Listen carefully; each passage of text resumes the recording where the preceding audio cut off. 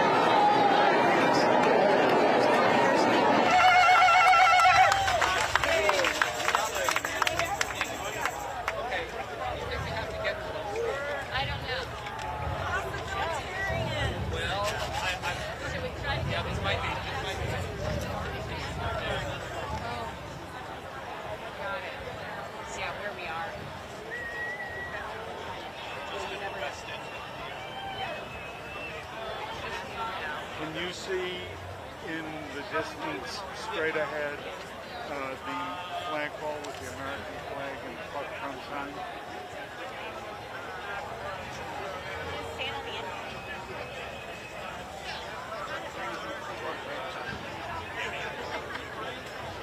Oh, look at that. Yeah. With the flag. I don't like the outside one.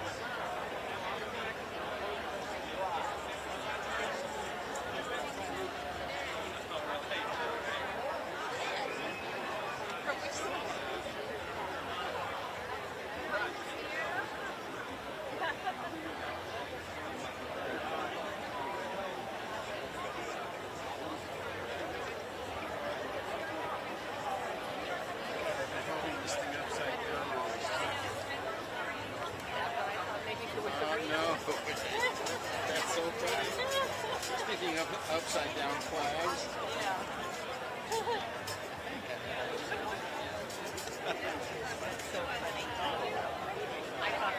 You couldn't wait to get rid of this. No. It's not purpose driven. The pronouns are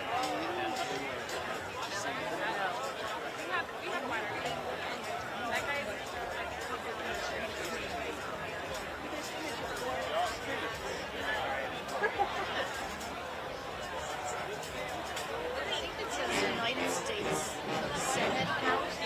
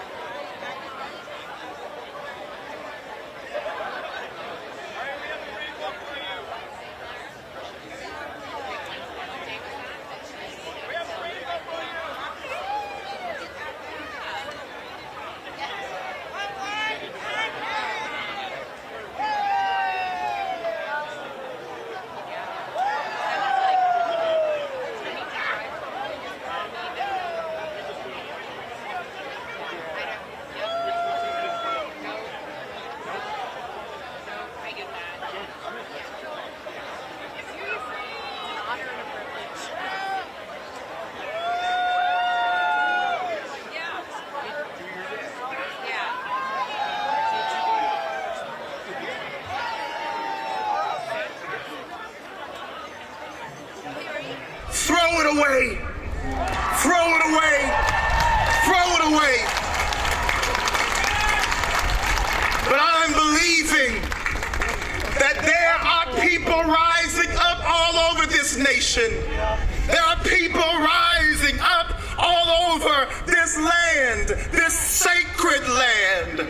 I'm believing that there are people rising up all over this world who will not bow to hatred, who will not bow to corruption, who will not bow to hypocrisy, who will not bow to fear, who will not bow to suspicion, who will not bow to political violence, who will not bow to a kind of religion that wants to be close to power but won't empower anybody else. We will not bow.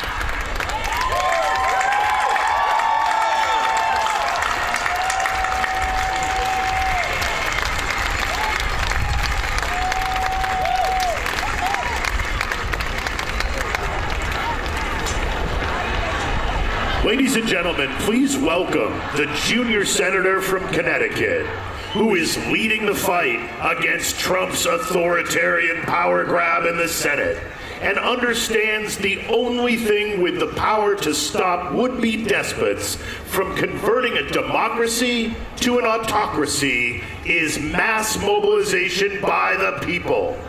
Welcome, Senator Chris Murphy.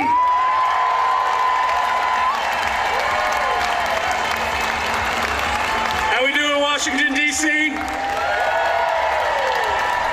You all know where you are, right? You are in the people's capital. I want to bring you greetings from Connecticut, the state that invented the submarine, the helicopter, the hamburger, the wiffle ball, and Pez. On our license plates, though, there's a very simple statement. It says, Connecticut, the Constitution State. We were the first state to adopt our own constitution. In my state, we couldn't wait to be self-governed. We couldn't wait to throw off the yoke of control and censorship from us. Before any other state, before our founding fathers, we wrote down in Connecticut the simple words, no kings. And I'm here today to share with you some unsurprising news. We are not on the verge of an authoritarian takeover. We are in the middle of an authoritarian takeover. But Trump has not won. Our democracy is in peril, but it can be saved. But no one's riding to our rescue, and I just want to be clear with you about that today. No one's riding to our rescue. There aren't establishment responsible Republicans that are riding to our rescue. The mainstream media isn't riding to our rescue. There's no oligarchs riding to our rescue. It is up to us to save us. Now, recently, when I gave this warning that we are in the middle of that totalitarian takeover, one of my colleagues said, well, be careful. You don't want to scare people, but you guys can handle the truth, right? You guys deserve the truth, right? The truth is that Donald Trump is the most corrupt president in the history of the United States of America. The truth is that he is enacting a detailed step-by-step plan to try to destroy all of the things that protect our democracy: free speech, fair elections, an independent press, the right to peacefully protest. But the truth is also this: he has not won yet. The people still rule in this country.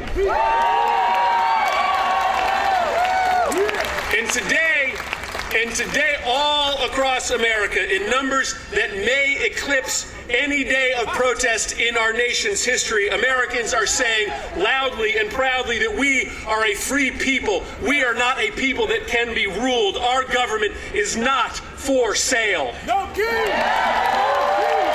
No king!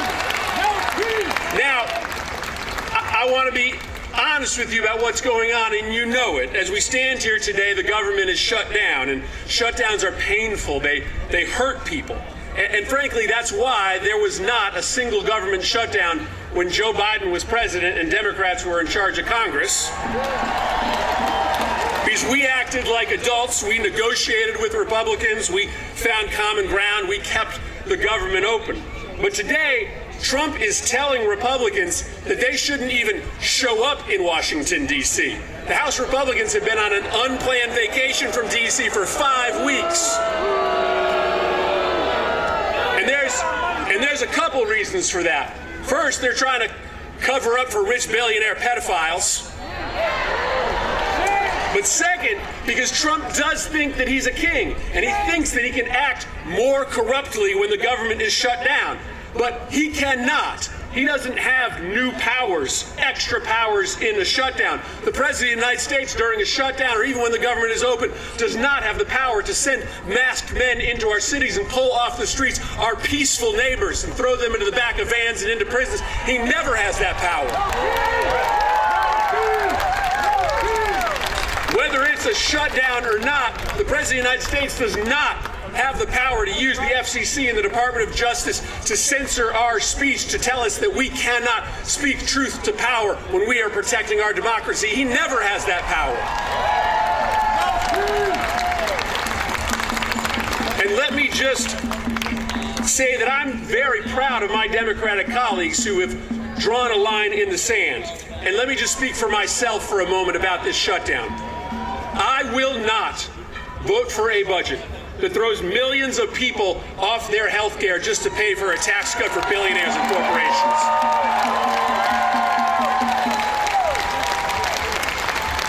And I will not vote for a budget that doesn't put some serious checks on President Trump's destruction of our democracy. In fact, no Democrat has a moral obligation to vote for a budget that just pays the bills for Donald Trump's political witch hunts. So this is a moment for the people who work with me in this Capitol to draw a moral line in the sand. And this is a moment for all of you to stand up and speak up. Listen, President Trump thinks that he can bully us into silence. He thinks that he can intimidate us into sitting this fight out. But judging by the number of people here today, judging by the number of people standing up all across this country, he thinks he can silence us, he thinks he can bully us, but he cannot and he will not.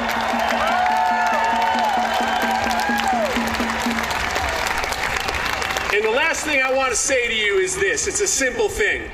I get it that when you wake up in the morning, like me, you are filled with anxiousness, with anger about what is happening in this country. But I also want you to feel something else. Because this experiment, 250 years in, this bold, revolutionary experiment of self-governance in a nation that is a melting pot, where we are stronger because our differences from each other, right? That is a miracle that it has lasted for this long.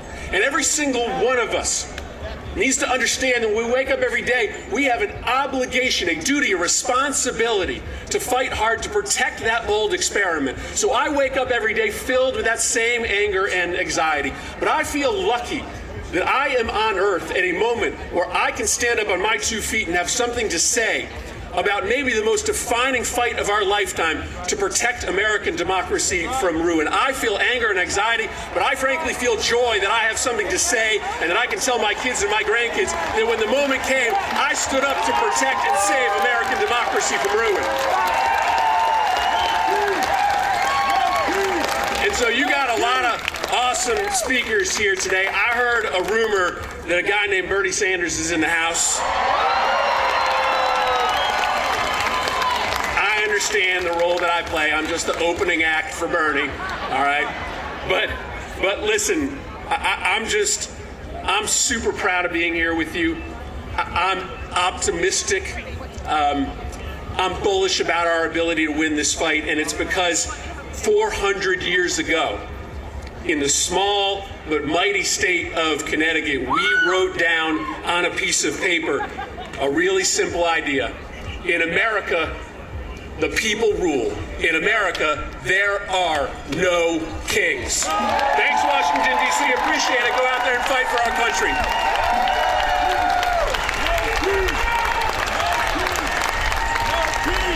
And now, let's give a warm No Kings welcome to Mehdi Hasan, founder and CEO and editor-in-chief of the new media company, Zateo. Ladies and gentlemen, brothers and sisters, friends, my name is Mehdi Hasan. I am a journalist, I am an immigrant, and I am a Muslim. I am everything Donald Trump loves. I am the Trump trifecta. I'm also a bit of a socialist, but shh, don't tell Stephen Miller, he alarms quite quickly. Can I just say, it is so heartwarming to see so many of you out here in D.C. today. D.C., make some noise. We need to make sure today that they hear us in the White House and in the Capitol. All week, I've heard Speaker Mike Johnson and Republican members of Congress say that this rally, the No Kings rally, is a hate rally. A hate rally. The people who can't get through a single day without hating on late-night comedians and overweight soldiers and Muslim politicians and Mexican immigrants and Palestinian refugees and black women and transgender kids and peaceful protesters and Mr. Freaking Potato Head, they are lecturing us on hate? Really? I'm not here out of hate. I'm here out of love. I'm here because I love this country. I love America. I love the First Amendment. I love our democracy. I love our diversity. Yes, our diversity. And I am not willing to sit back and watch our glorious American multiracial, multicultural, democratic experiment, our constitutional republic, destroyed by the guy from Home Alone 2. Not gonna do it. Because I did not inherit America. I did not inherit America. I chose America. I wasn't born here. I immigrated here. And we immigrants, we love this country often more than the people who are born here because we chose to move here, live here, swear an oath to the Constitution here. An oath that the guy down the street violates every morning and every night. The great irony is, of course, that Donald Trump is the son of an immigrant, the grandson of an immigrant, and married to an immigrant. In fact, 2 of his 3 wives were immigrants, proving yet again that immigrants will do the jobs that even Americans are not willing to do.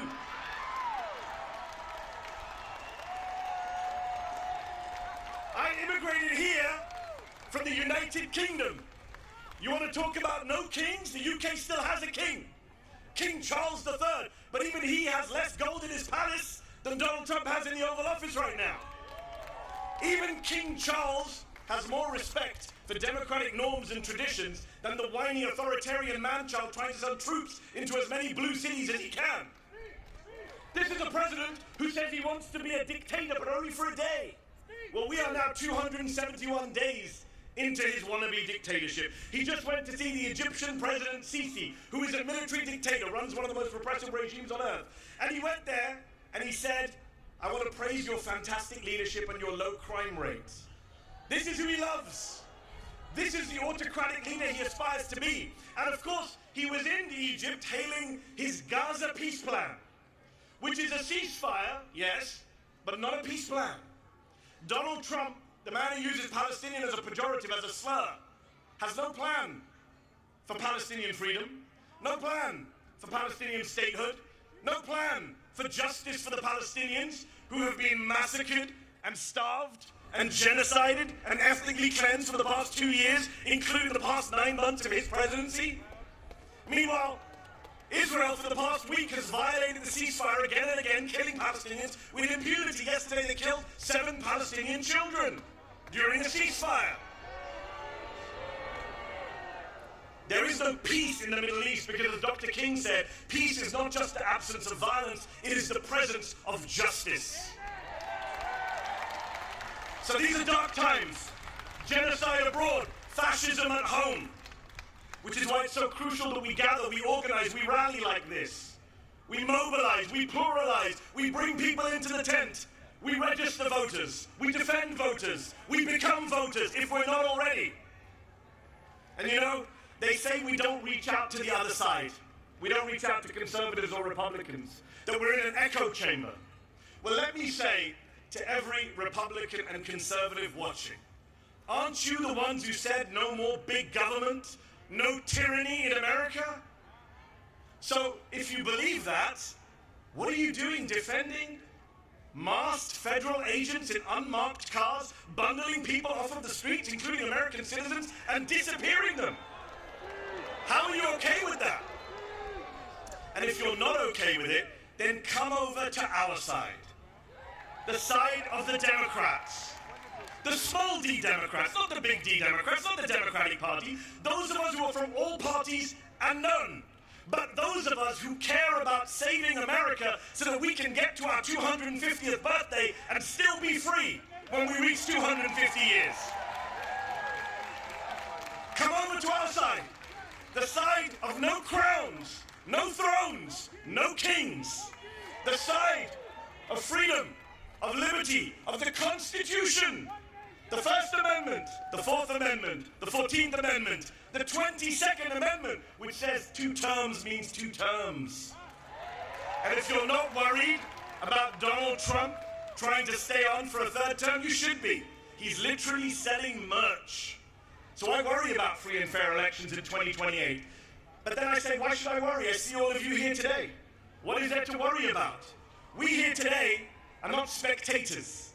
We are citizens. We are not bystanders, we are proud and patriotic Americans. And we Americans, we the people, will not allow our country to be taken over by demagogues and dictators. We will not stand for it. So let me ask you this. I need to hear you. Are you willing?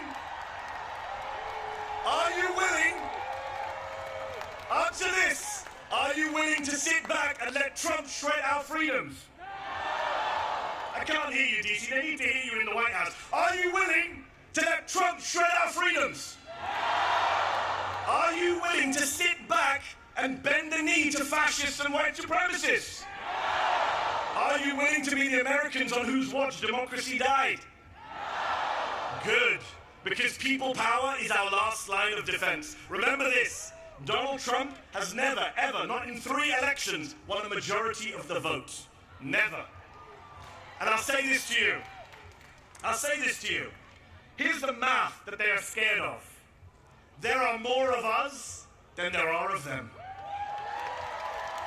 We are the majority. Say it with me.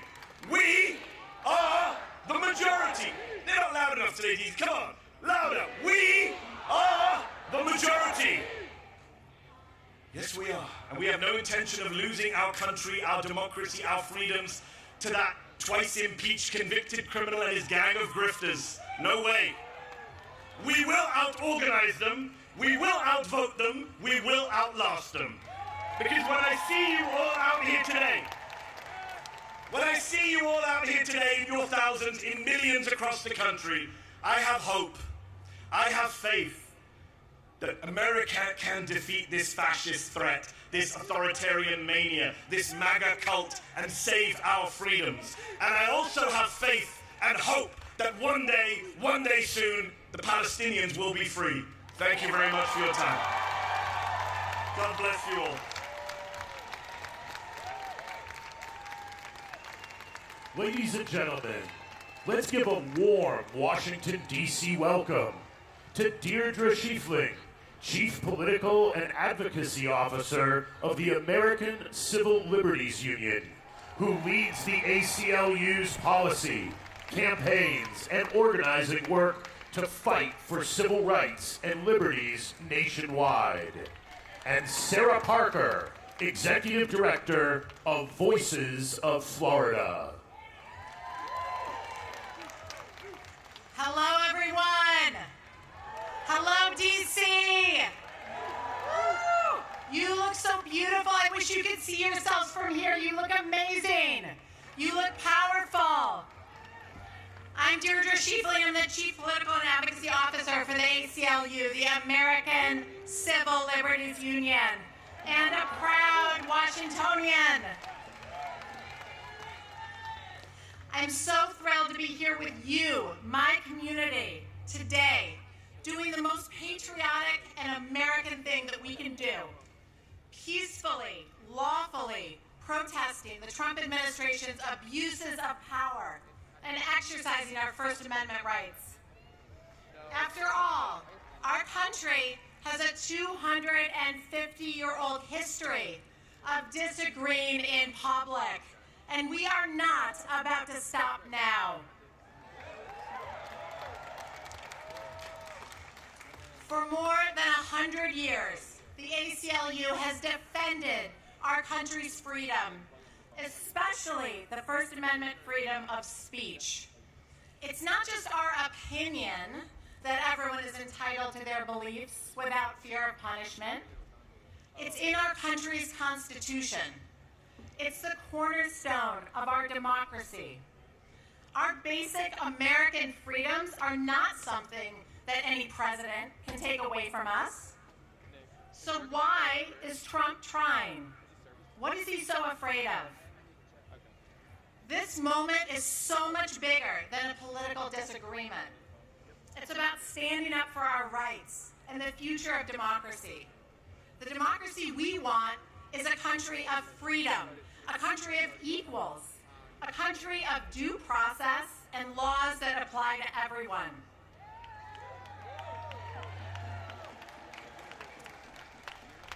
Not a country where masked ICE agents kidnap people out of their beds in the middle of the night, where they zip tie terrified children together.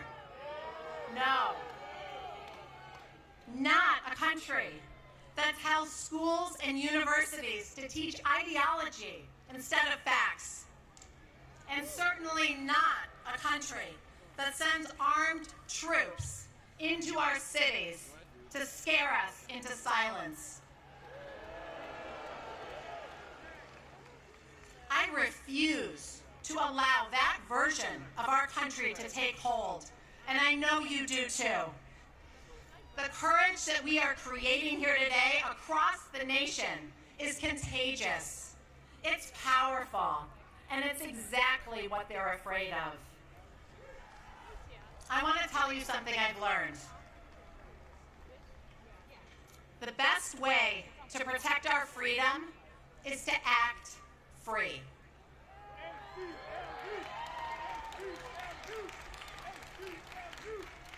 I was in my hometown of Buffalo, New York, a couple months ago, and I saw a new billboard up from the Buffalo Public Library. It said, "Free people read freely." Free people read freely. 4 words. I was so struck by the simplicity and the power of that statement, and by the fact that the public library felt the need to make it. Free people read freely. They think freely. They protest freely. They act free. The best way to protect our freedom is to act free. Thank you for doing that today. Thank you for your courage. It's powerful and it's contagious. We live in a democracy and we are going to act free. And with that, I'll turn it over to Sarah Parker.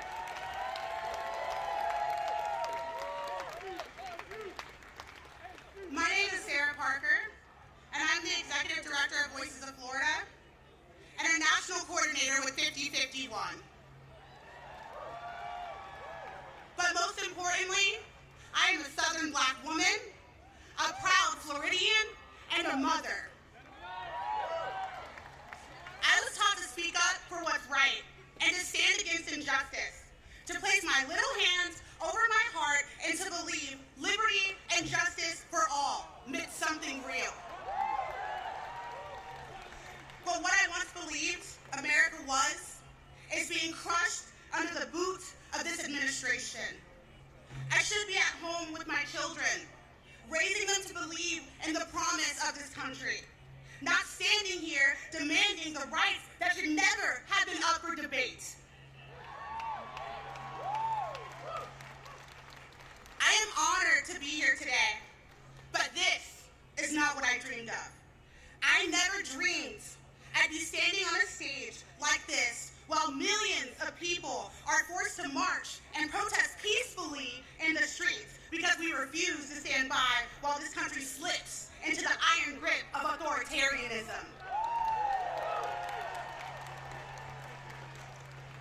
And I ask this administration now, when we say with liberty and justice for all, who is all to this administration? Because this administration has made it painfully clear. It sure as hell ain't the people who need access to abortion care. It damn sure ain't the people and their families being ripped apart by deportation and kidnapped in the dead of night.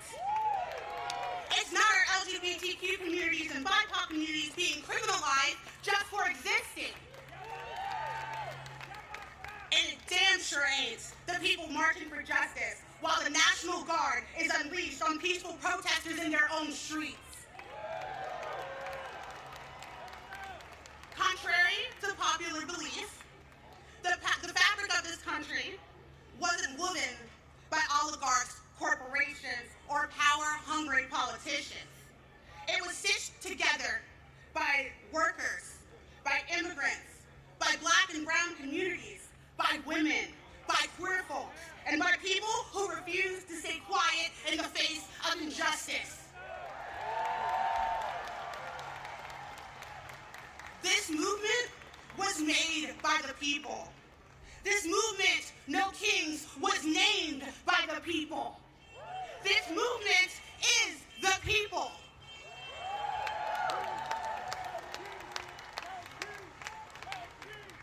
And newsflash to this administration and for the people who need it, this country was built on protests.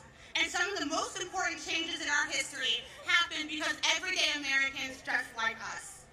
And now, those in power are trying to unravel it thread by thread, taking away rights, stripping away dignity, rewriting what freedom actually means. They've tried to silence us with fear. They've tried to gaslight us with lies. And politicians have stood in front of the cameras smugly, I may say, peddling smear after smear. Because it's easier for them to smear the American people than to recognize what they're doing to this country. And where I come from, we call that cowardice.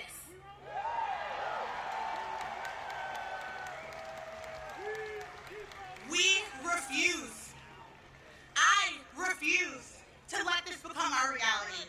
It is our duty. It is our right as Americans to dissent when democracy is under threat. Let me be clear. Democracy dies when we are silent. But democracy is reborn when we speak with courage. And authoritarianism cannot withstand truth. And it crumbles under the power of love and dissent. And as leaders before me have said, courage is not the absence of fear. It is the choice to act despite of it. And for what it's worth, I am proud of each and every courageous leader that is taking the streets today. We are peaceful because we know that's how real change is created. We are fighting because we love our communities and we love our country.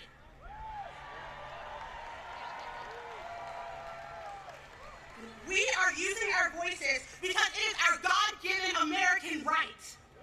And anyone who says otherwise is not only lying to the American people, they are lying to themselves, and I don't know how they sleep at night.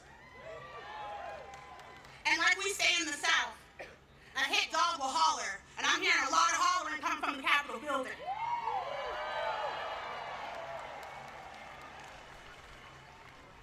The American people are pissed.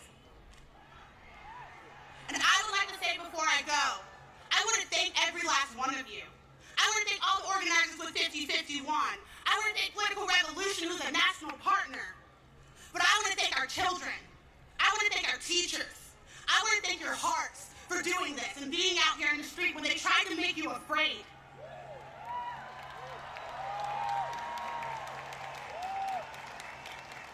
The message today will be crystal clear and they won't be able to ignore it.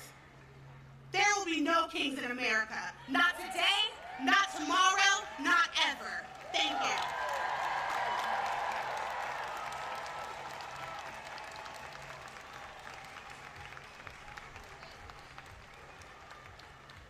Please welcome to our stage Oliver Marino from Immigrant Legal Resource Center and member of El Colectivo de Familias Migrantes. And Afeni Evans, community organizer with the Fair Budget Coalition.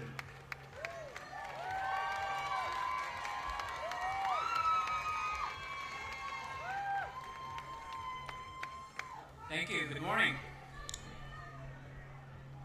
Earlier this year, as the Trump administration began its anti-immigrant attacks from the White House, the Colectivo de Familias Migrantes, a group of DC families and organizers, came together to find community and ways to protect each other. We knew what was coming and why we needed to fight back, organize, and take care of each other. In the last few months, we have witnessed masked ICE agents, National Guard, and DC's own Metropolitan Police Department work together to abduct our community members.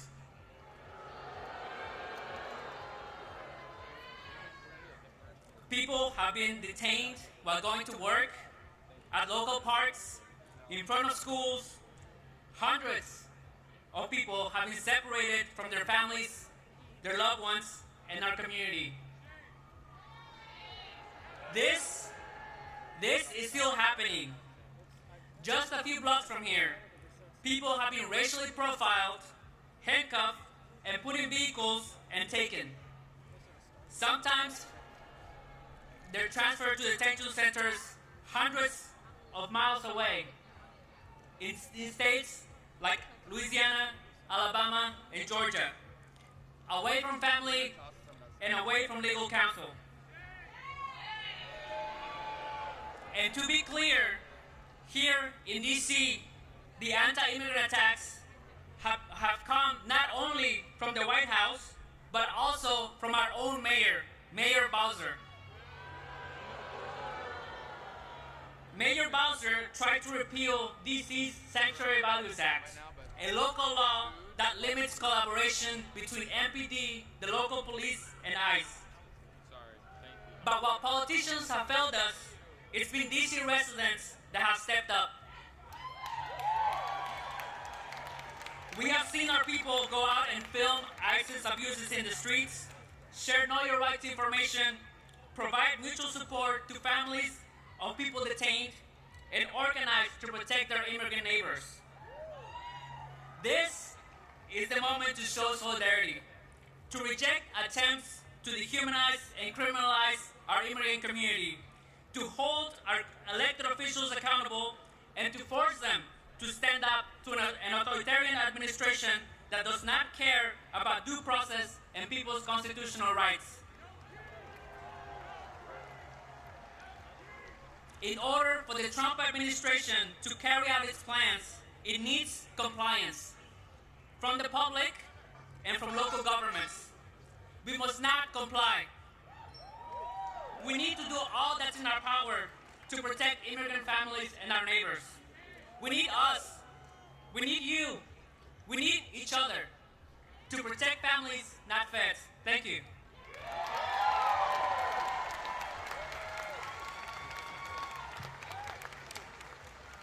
Peace, y'all. My name is Afeni, and I'm a community organizer with the Fair Budget Coalition here in DC. And this is my appeal. In 1792, when the French monarchy was abolished, the people established a new republic. When that one didn't quite work out, it was a military dictatorship, yikes. It was abolished in 1848, and a second republic was established. But that one didn't quite fit. So the third republic was erected in 1870. That republic didn't smell right, though. So they tried a fourth republic in 1946. And the republic that we are witnessing right now in France was established in 1958. My fellow Americans, I'm here to tell you that the social contract in this country has been broken. Decades of movement work, progress, and struggle have been wiped out by Christian nationalists who seek dominion over every aspect of our lives. Long before ICE started terrorizing our streets, the police were gunning down black people in their homes, their cars, and in the streets in front of their communities. The construction of cop cities and the strengthening police state have threatened our urban centers for years. This current escalation in state violence is nothing more than an extension that the violence that marginalized communities have been bearing the brunt of. This republic was sold as our American dream. Home of the free, land of the brave. Yet, it has reduced the outcome that we are currently experiencing. A system that edifies oligarchs and creates false monarchs. The society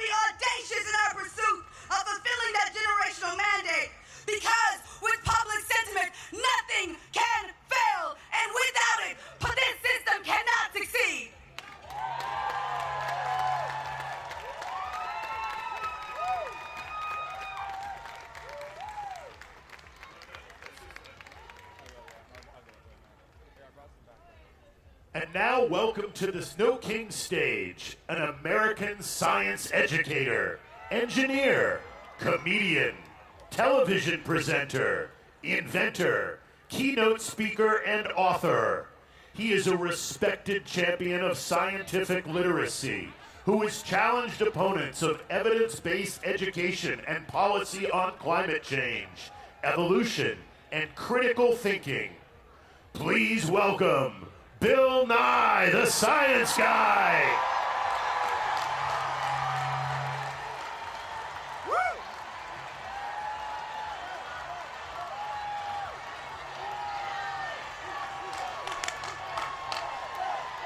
We love that song, Hello, DC! Fellow citizens, it is wonderful to see so many of us out here today. We are here for the same reason our ancestors gathered here in 1776. We want our government to run without a king. Our government is based on ideas embodied in the Constitution. Among other remarkable features, it guarantees our freedom to speak, as we're doing here today. Rather than doing one monarch's bidding, we have agreed to form a democracy, to work together, and to follow the laws that derive from it. No thrones, no crowns, no kings.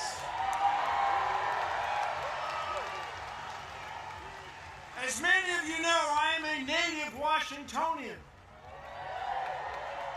I grew up here within the city boundaries. And when you grow up here, the affairs of the federal government are very much a part of your life. I remember well sitting on my father's shoulders and waving to astronauts as we as a nation celebrated their accomplishments back in 1964.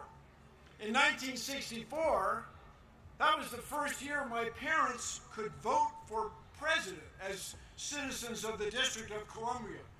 We still do not have voting representation in the district. Someday, perhaps.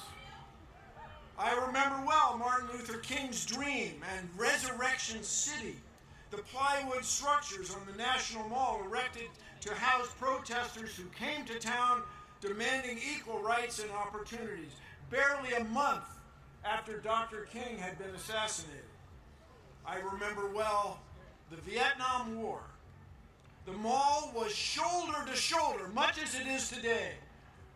Traffic stopped citywide. The protest movement expanded. There were protests around the country, and the war was ended. We are protesting in the same fashion today.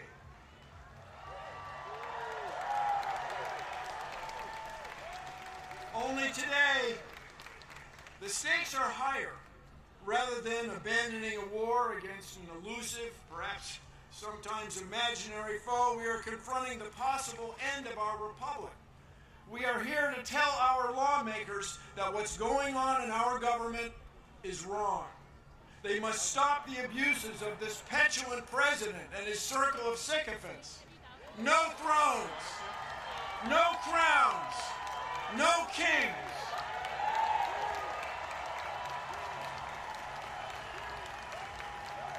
This president and his associates cannot tolerate dissent. To them, our free speech is frightening. They are arresting people and denying due process in courts. They tried to silence television hosts. They're trying to fire indict civil servants, prosecutors, judges, even their own cabinet members. But in this land, these sorts of actions are not new. In 1776, our ancestors had had enough. They declared independence from a king by means of a document stored safely right over there on Constitution Avenue in the National Archives.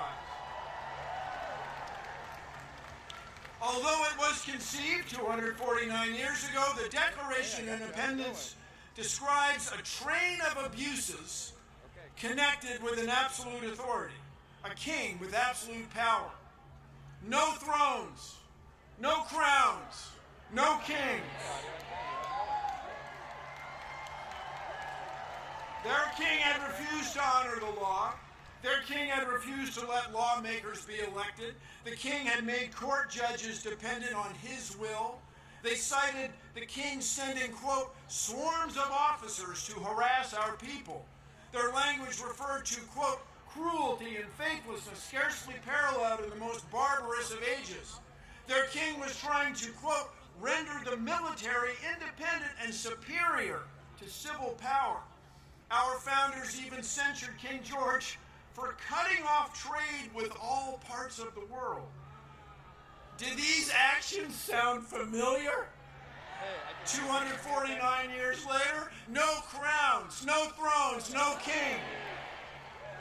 In short, the founders believed their king was, in their words, quote, totally unworthy to be the head of a civilized nation. No thrones, no crowns, no kings. Although the United Nations has been the world's leader, and although the United States has been the world's leader in science for decades, this president and the members of his cabinet even failed to accept scientific facts. Contrary to Article 1, Section 8 of the Constitution, they do not promote the progress of science. They suppress it to the detriment of our health, well-being, and international competitiveness. It is a formula for failure. How did we get here?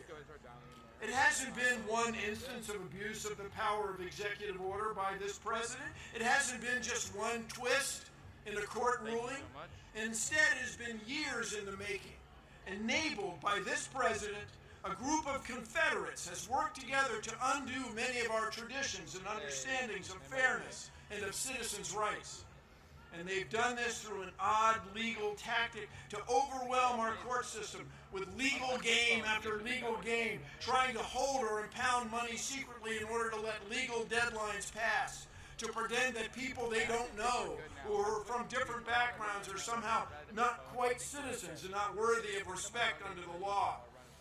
No thrones, no crowns, no king. Let us now raise our voices. We are here demanding a return to the rule of law. Let the world know that we will suffer no king.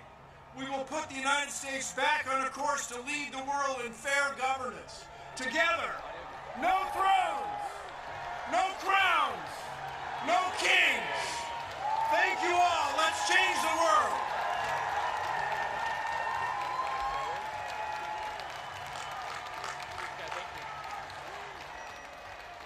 Ladies and gentlemen, now please welcome I-Jen Poo, a care advocate and organizer who serves as Executive Director of Caring Across Generations and President of the National Domestic Workers Alliance and Care in Action, and Randy Weingarten, President of the American Federation of Teachers. Hello, DC! Let me hear you say no kings! I'm so proud to share the stage today with my brilliant friend and sister hero, Randy Weingarten. And I bring greetings from the great city of Chicago. And I bring love from the caregivers all over this country, caregivers and workers who guard the safety and well-being of our children and enable the dignity and agency of older people and disabled people in our lives all over this country. We are out marching in cities and towns all over this country today because we see what's happening. Parents unable to afford life-saving medicine for their children. Caregivers losing their health care and their ability to take care of the people they love. Disabled people forced into institutions because their caregivers have been taken by ICE. Mothers violently torn from their children by armed, masked men with no due process. This administration has broken the law, lied, stolen our care, and is attempting to steal our constitutional rights and freedoms. They think that they will get away with it. They will not. There are no kings in America.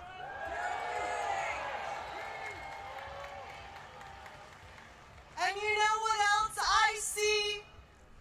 I see parents, caregivers, and teachers working together to make sure that immigrant children can go to school safely. I see unions and families organizing together and winning.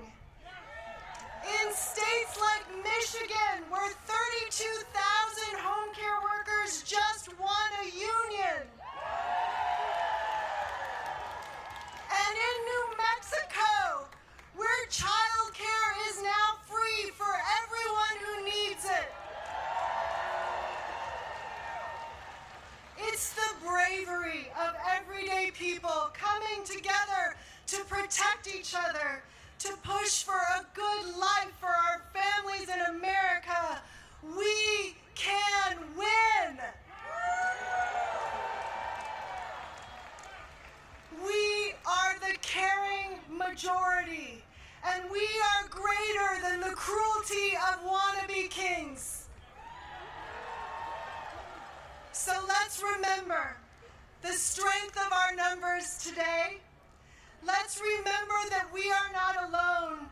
We are the caring majority. And let us continue to be brave. Are you with me? Yeah. Are you with me?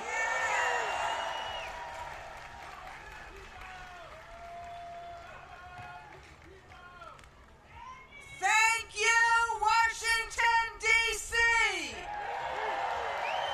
From up here, you cannot see the perimeter. There are so many people who want to fight for our democracy and say no kings.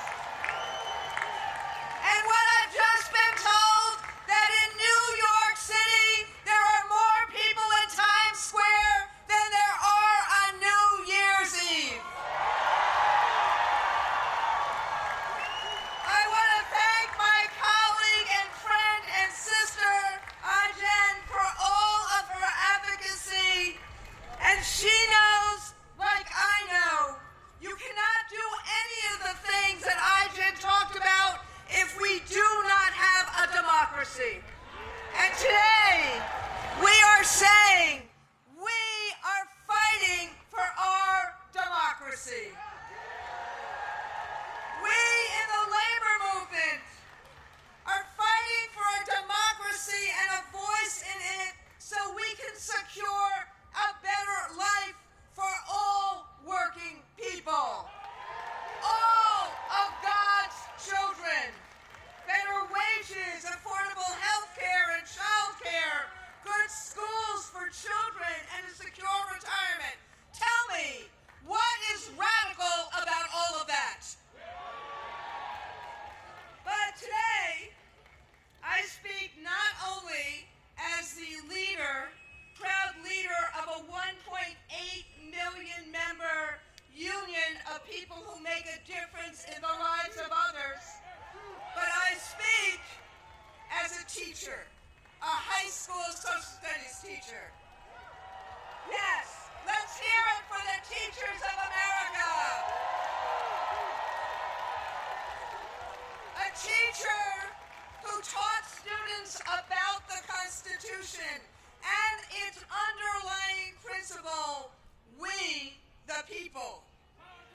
We the people are a country that is governed by the rule of law, not the rule of one man. We are governed by fairness, not fear or favor. Now this idea, as you've heard before,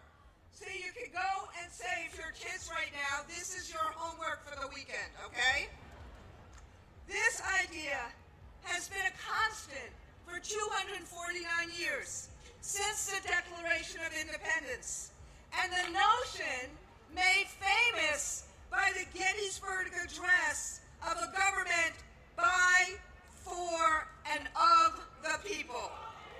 Say it again. By, for, and of the people. Now, we know the founders were not perfect, but they had one abiding principle, and that is and was that we as a nation should never, ever again be ruled by a tyrant or a king. That was as true today as it was back then. And that is why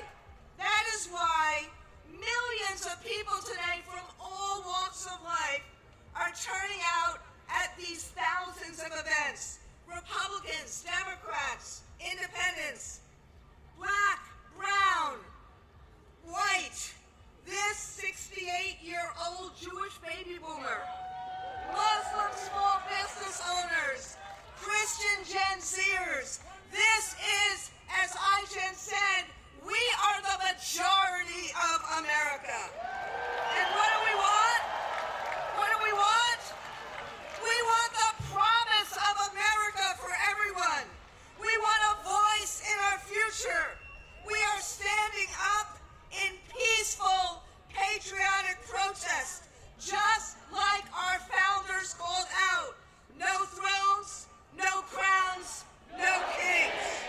We are standing up because we don't want our streets militarized. We don't want our neighbors disappeared by masked Asians. We don't want our colleges forced to sign loyalty oaths. We don't want, what?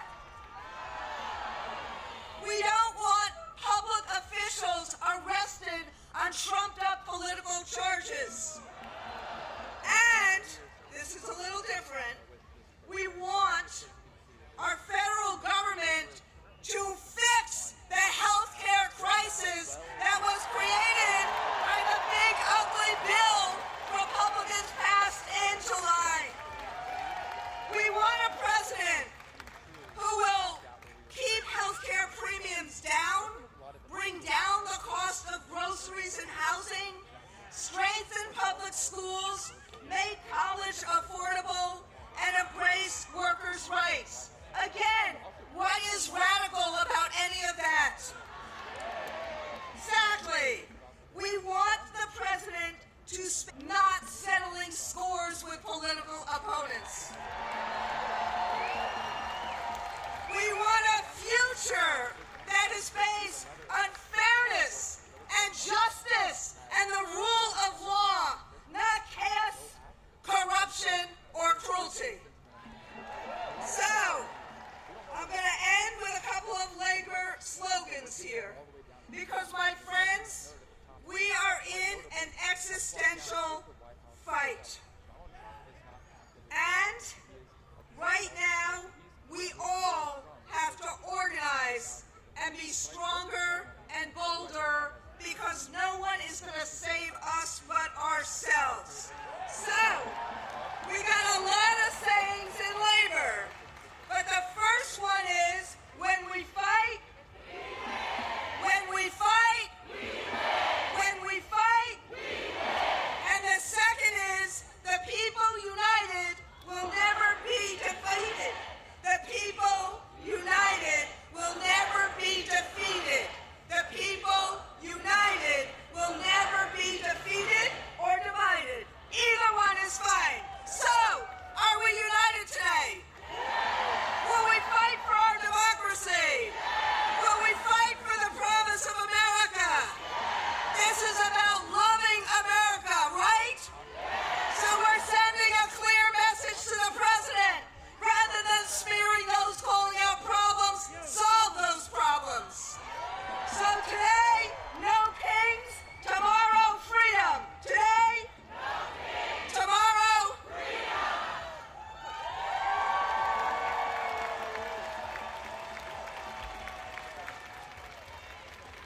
Now please welcome the co-founder of the Black Votes Matter Fund and one of the leading voices on voting rights, Cliff Albright.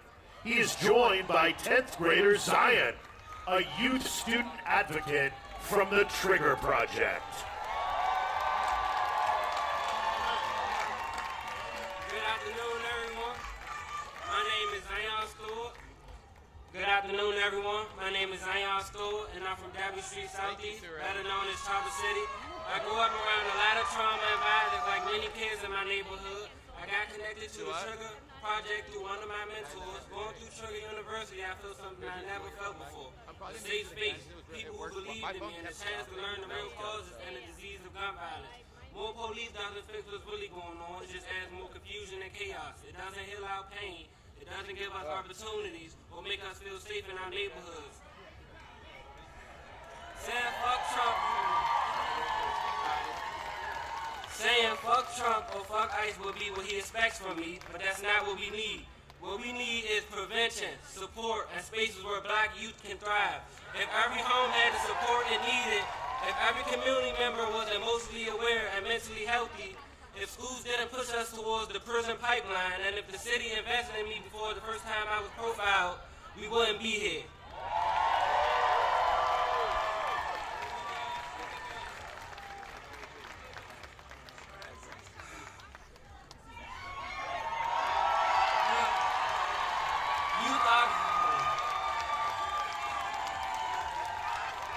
Youth are the solution, not the problem. We deserve to be understood, not blamed or preyed upon. Free DC, we are prevention. Thank you.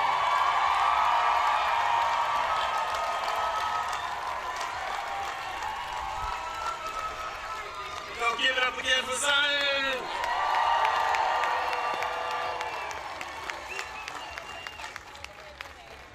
Last time I was here, speaking at a rally like this, was 2021 for the Freedom Rise, when Black Voters Matter and dozens of other organizations organized for voting rights legislation, like the John Lewis Voting Rights Advancement Act and the For the People Act. I got you, sis, and HR 51 DC statehood.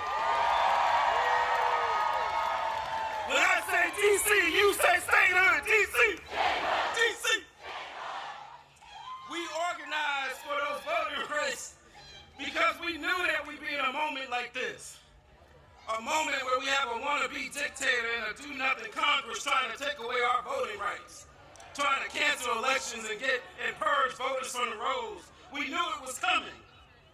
Just this week, the Supreme Court heard a case that could put the final death blow to the Voting Rights Act. It could eliminate Black representation for Black communities, and it can create at least 19 seats that are currently protected by the Voting Rights Act would be eliminated by many of these red states.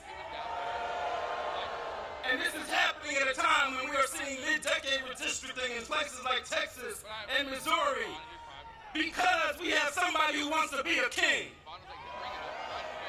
You have somebody who, just like he said to Georgia, go find me 11,700 votes. He's trying to tell these states, go find me 10 extra congressional seats, or 15 seats, or 20 seats. And this could create a permanent one-party rule at the expense of Black voters and Black communities. But like so many other issues that are rooted in anti-Blackness, that sickness won't just stay within the Black community, it affects this entire country. And so we join you in saying, no kings. But we gotta go beyond no kings, because the last time that call was made in 1776, 1/4 of this country's population was enslaved. And so we've got to go beyond no kings. We've got to recognize that they have used divide and conquer ever since that time in 76, or ever since 1619, to keep us divided, to divide those who were enslaved from those who were poor whites, to divide us from those indigenous brothers and sisters. They've been using that divide and conquer tactic, and they're still using it today to keep us divided, all of our communities. But I've got some good news for you, because what I know is this: if divide and conquer is one of the oldest tricks in the books, then by definition, one of the most revolutionary acts of resistance is simply to be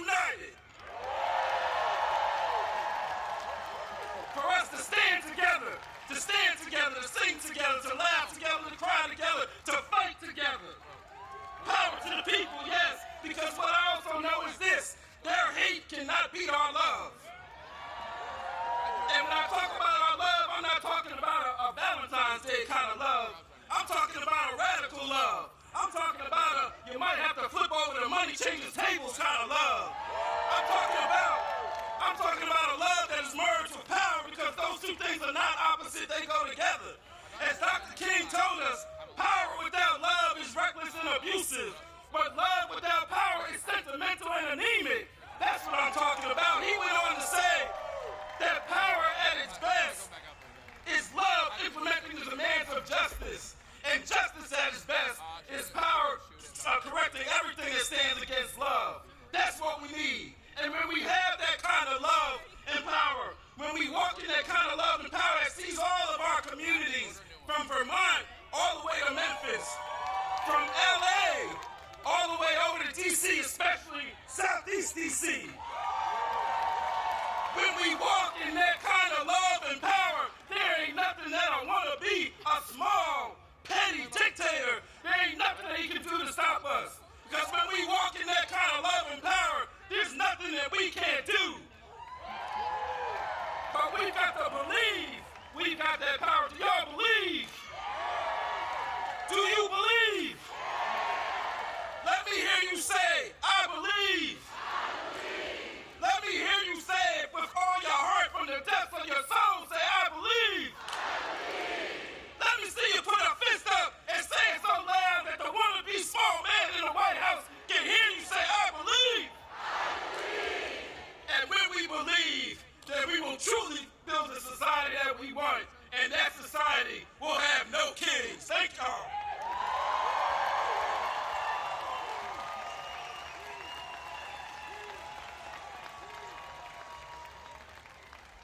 Now please welcome Jay Brown, Chief of Staff for the Human Rights Campaign, and Sean Skelly, former Assistant Secretary of Defense for Readiness in the Biden administration and co-founder of Out in National Security. Hello, DC! My name is Jay Brown, and I'm with the Human Rights Campaign, the nation's largest LGBTQ civil rights organization in the country. And I'm here today as a proud transgender American. I'm here to say this is my country too. You know, like so many of you, I came here today with my family and friends. My twin sister is somewhere out there in that crowd of people. And growing up, she fit the mold of what people expected. You could say I broke the mold, but our parents loved us just the same. You know, we didn't know anybody transgender. We didn't even know the word. But they gave us the love and the support that we needed to thrive, and now I'm a dad with an amazing family of my own. And I gotta tell you, that's what freedom looks like. The freedom to live, and to be, and to raise our families as we see fit.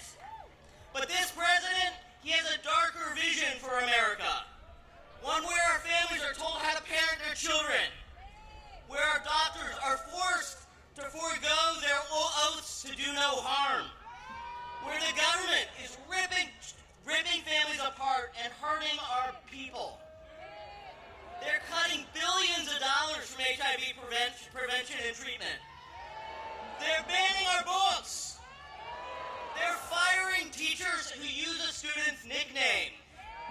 And they're firing gay workers who put a pride flag on their desk.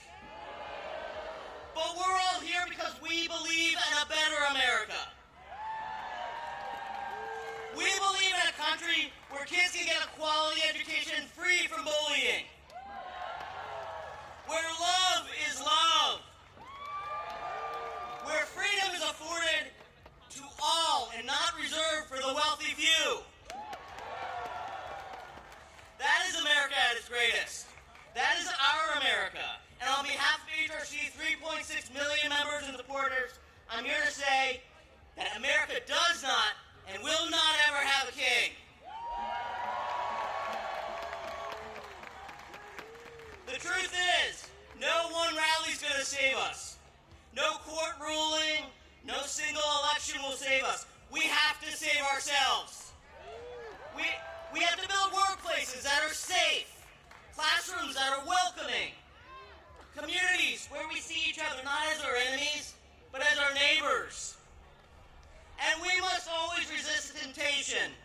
believe only in the worst of this country. That's what he wants. He wants us to be defeated. Are we going to be defeated? No. He wants us to be silent. Are we going to be silenced? No. He wants us to be scared. Are we scared? No. You know, we have the power to build a better tomorrow. LGBTQ plus people, we live in every zip code and are from every background. We were born here and we immigrated here. We come from red families and from blue families. And we are here to say that this is our America too. No one knows that better. No one knows that better than my friend and a tireless public servant who's on stage with me today. A true patriot who knows the cost of freedom. I'm proud to pass the mic to former Assistant Secretary of Defense for Readiness and our HRC board member, Sean Skelly.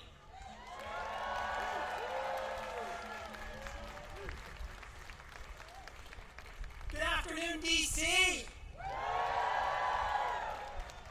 As Jay said, I'm Sean Skelly, a retired Navy officer, a former Assistant Secretary of Defense, and I serve on the board of the Human Rights Campaign.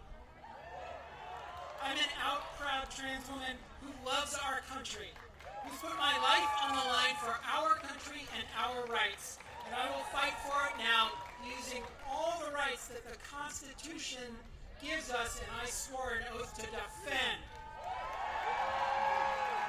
I was proud to recently serve alongside thousands of transgender service members who have served with honor, skill, and courage.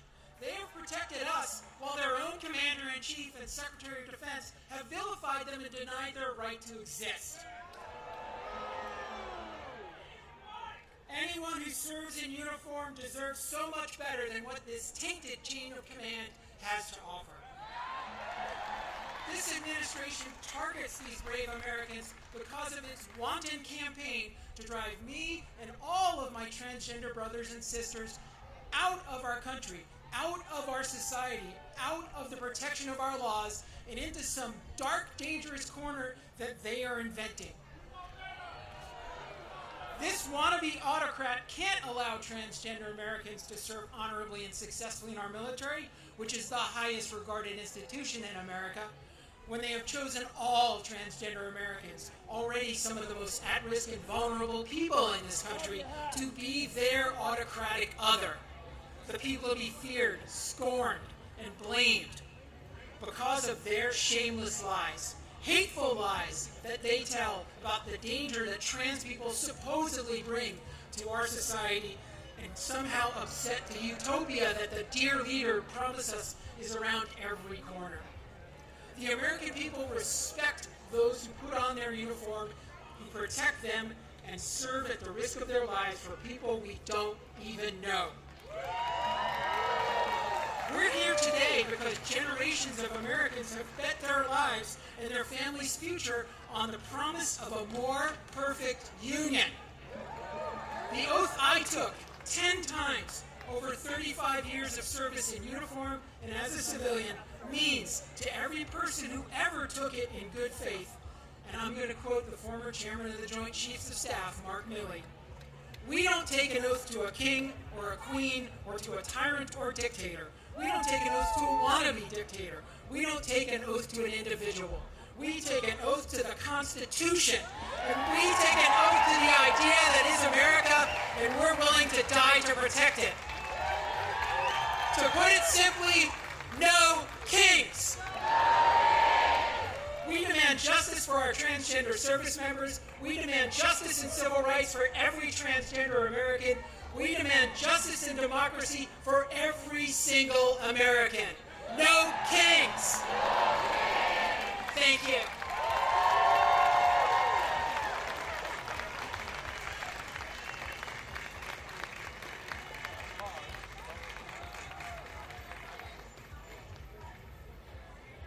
And now, please welcome to the stage, Nene Taylor, Executive Director of Harriet's Wildest Dream, and Kaya Chatterjee, Executive Director of Free DC.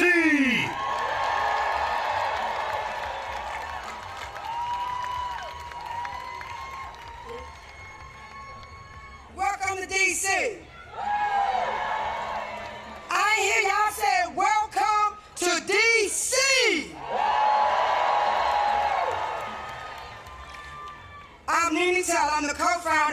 and executive director of Hers Wildest Dreams, named after our ancestor Harriet Tubman. I am also the co-founder of Free DC. I was born and raised right here in Southeast Washington, D.C.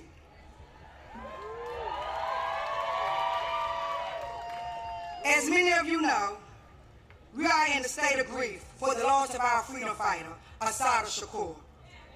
We honor her life, her courage, and her teaching.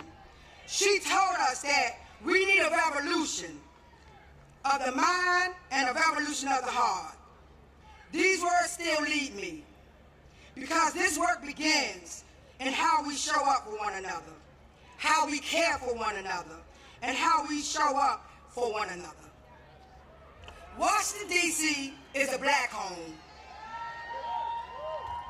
We come here to Washington, D.C., that is what you came here to Washington, D.C., that's what you're stepping into. A home built by black hands, held together by black love, guarded by generations who refuse to leave. The people of D.C. have been teaching, protecting, and fighting for this city long before most of you start paying attention. We have been living and breathing the consequences of racist policies, displacement, and over-policing since post-Civil War. We have been demanding and calling for D.C. to become a state. We need D.C. statehood now. D.C. statehood now.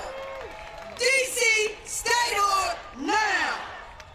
On Monday, our freedom marchers were up at the D.C. courts until the cell block closed 2 o'clock in the morning. They were watching hearing after hearing after hearing of our neighbors being kidnapped over the weekend. We also have 300,000 black women who have been fired in the last few months. Most of those are federal workers right here in the district. And we just listened to lawyers argue at the Supreme Court that fixing the system to make it fair for black people somehow harms white people. This is what we're up against. This is what we are up against. Black people's freedom is being threatened by a failing democracy and have been punched by white fragile supremacy. Here in D.C., we have been organizing, protecting, and building long before cameras arrived. If you want help, listen to those who have been doing this work before Trump became in office, before all of this came to play. Listen to the ones that's been on the ground ever since 400 years ago. I see all of you right here, and y'all see me. All of the applauses, and yet, when you all called to meet, when I call you to meet impacted black people, where will you be? Ask yourself, where will you be? Will our movements need funding? Where will you be? When you are invited to teach, to share your skills, to support, strategize, and to defend black people in public, where will you be? Solidarity is measured by what you do when you are called forward. Community is responsibility, structure, and work. It's both a noun and a verb. It's the people and it's the people in motion. It is how we build safety for each other. It's how we keep us safe. Who keep us safe? Who keep us safe? Black people have been carrying the moral weight of this world for generations. We have stood in the gap for every fight against oppression, from Palestine to right here in D.C., because we believe everyone deserves to be free. We are not free until all of us are free. And I'm going to leave you. Assata Shakur taught me once again, weapons of mass instruction and weapons of mass love. She said it's not enough to change the system, we must change ourselves. That kind of change requires that we hold the line for one another. Protest black people in public and in private. I see you. I see your faces, just like you see mine. Will you tomorrow? Will I see you tomorrow? Will I see you next month? When more of our rights are being stripped and more of our black bodies are put in cages. Don't watch from the shadows. I charge you. I charge you to be on the front lines. I charge you to fight. And we will not end with because the day won't end with this stage when the stage come down and the cameras leave and you return home. The fight for our collective liberation is not contained to this presidio of the media attention today.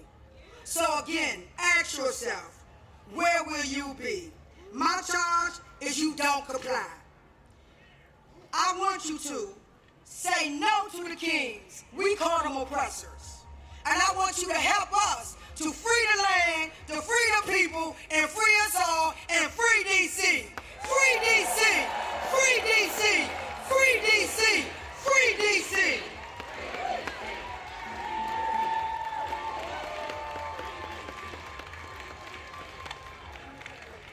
All right, my name is Kaya Chatterjee. Thank you so much, Nini. I am with Nini, one of the co-founders of Free DC and the executive director of Free DC.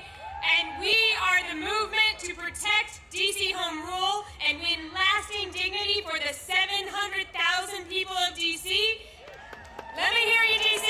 Who out here is here today for a Free DC?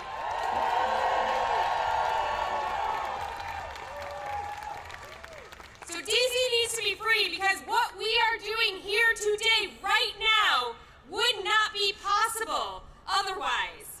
This president wants to silence dissent. He wants to silence protest. He wants to do that everywhere, and we saw him try to do that this week. President Trump and his allies lied about this very event that we are attending right now. He tried to get us all to stay away from here. But did we do that?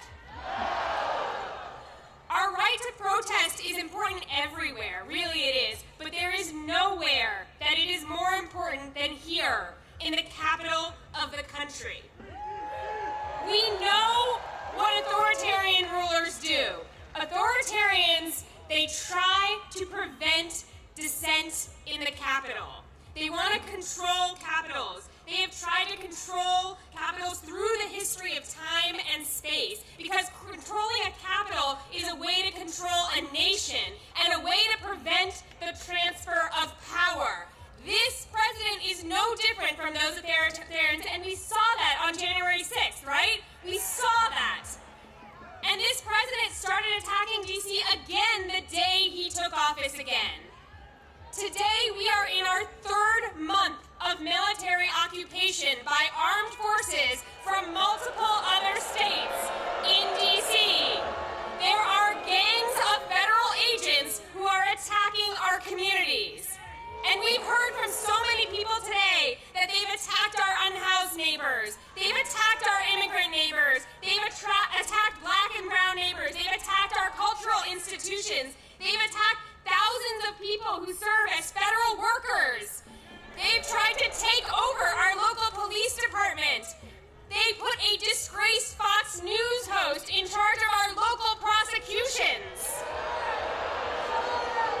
And on top of that, their allies in Congress are trying to pass dozens of bills, more than 24 budget riders that take away basic rights from the people who live in the capital of this country.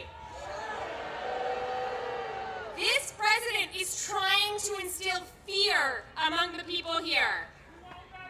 Exactly. We won't let him. We know better than that. We know better than that. We know what to do, right? We know what to do. The people of DC are joyful. If you could see what I see right now, you would see an amazing crowd all the way back to the White House full of joy. The people of DC are powerful. We are going to use that power.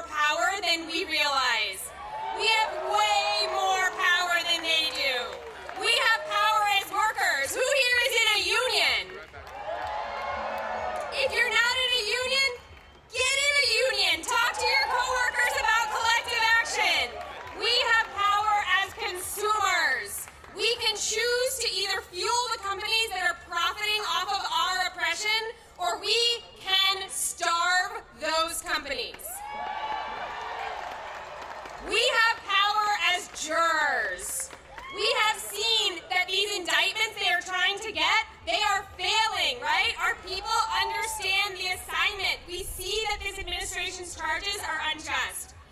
We have power as taxpayers. We are all right now collectively funding this regime, and we have the power to slow that down, right? We know what's on our license plate here in DC. What's it say? That's right. And we have power as community members. We can engage in our sacred duty to protect one another, to support one another in solidarity, and to reject this cruelty agenda that we're seeing unfold. And if those are things that you want to be a part of and you aren't already, come find the Free DC action tents. They're over to the right. I know it's like so crowded you can't even see where I'm waving here, but they're in John Marshall Park over to the right, and you can join the effort and the power it takes to win. We're also at freedcproject.org. What we have seen over the last 10 months is that every single time they attack us, if we respond, we grow stronger. Every time they attack us, we grow more united, we grow our people, and we grow our resolve, and we learn what it takes to take them down. We're building unity, we're building power, and we are going to demand full power over our local money, our DC National Guard, our local laws, and ultimately, yes, we will be admitted as the 51st state of the United States of America. It is not going to be Canada, it's not going to be Greenland, it's going to be DC. And our entire national democracy will always be at risk until that happens, until we actually protect the capital of this country. And that means that everyone across this country needs a free DC.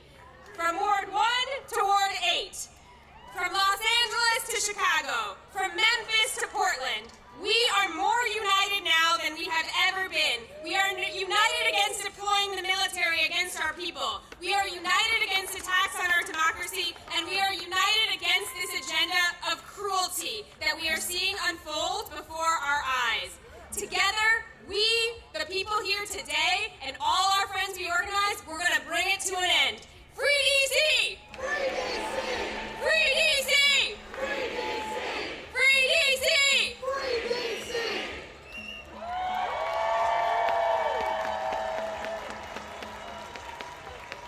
Washington, D.C., please welcome to the stage Leah Greenberg and Ezra Levin, co-founders of Indivisible.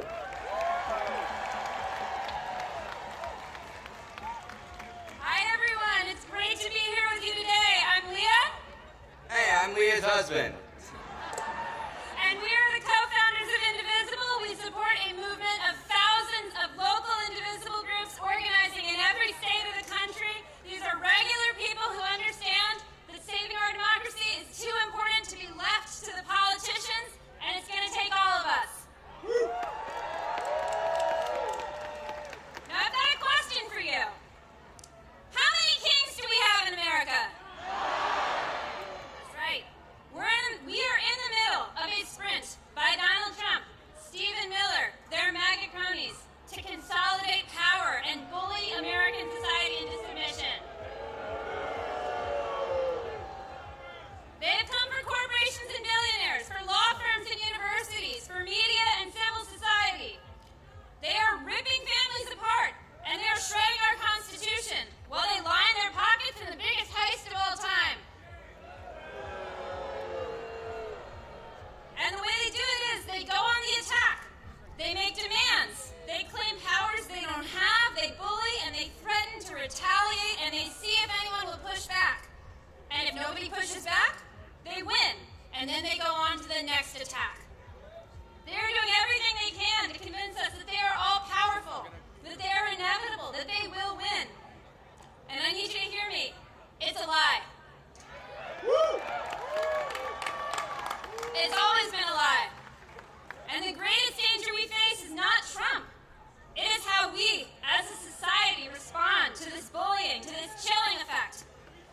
If we preemptively obey, if we shrink back, if we make ourselves small, if we do what they want in advance. Now we saw them try this play this week. Mike Johnson, Stephen Miller, their cronies on Fox News. They have spent the last week on the attack against no kings,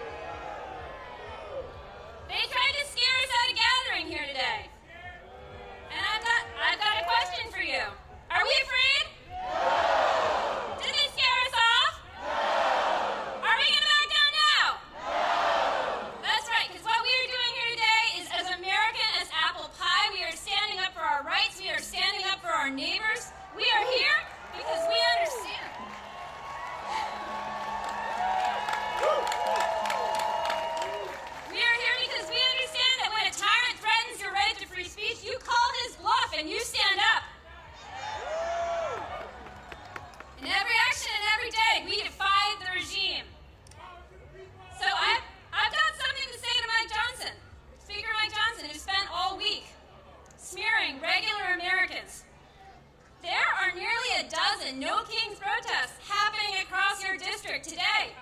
And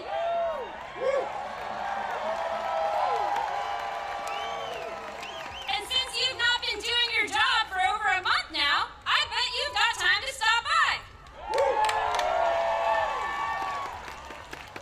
Leah Greenberg, everybody. My God. Look, Leah is my spouse. She's my partner. She's the co-executive director of Indivisible. She's the real strategic brains behind Indivisible. We are indebted to her for her strategic vision. I'm biased, but I think we all agree. Look, I'm just here to tell a story. And I think it's important for us to tell the story of these First Amendment rights that Leah is talking about. And this story I want to tell is about the first No Kings Day. Who here was at the first No Kings Day? Whoa. No, I don't think y'all were there.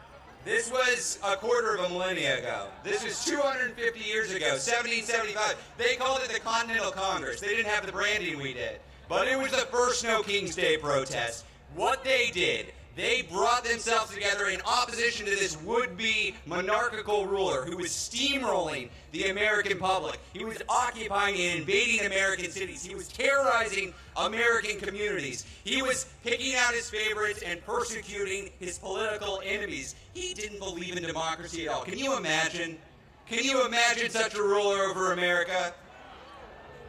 It was bleak.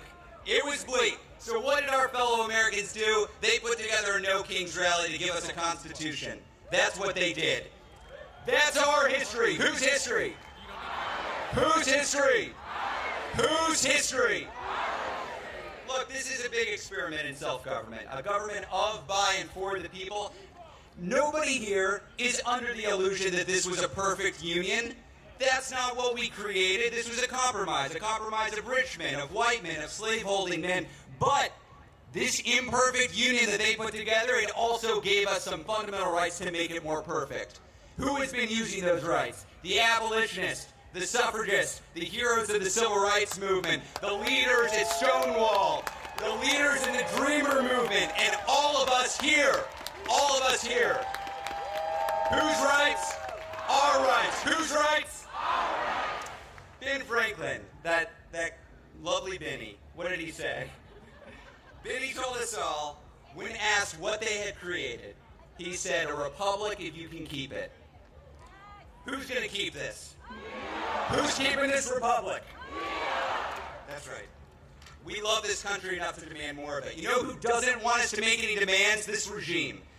The tech fascists, the billionaire backers, they want us lazy and pliant and docile. They want us alone and afraid and powerless. Are we powerless? Are we alone?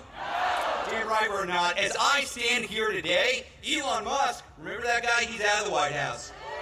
Jimmy Kimmel, back on air. And for the last week, this regime has been quaking in its jackboots at the thought of 200,000 people in D.C. outside the Capitol where Mike Johnson isn't working and hasn't been for the last month. You know what it turns out? It turns out that we're braver than the billionaires.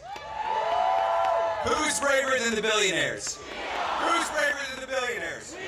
This is my favorite part, folks. I get to name some names.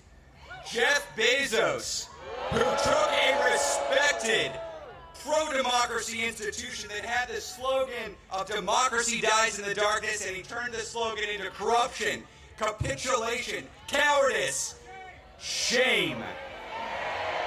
Mark Benioff, y'all see this guy in the news, the head of Salesforce, who is welcoming troops into San Francisco?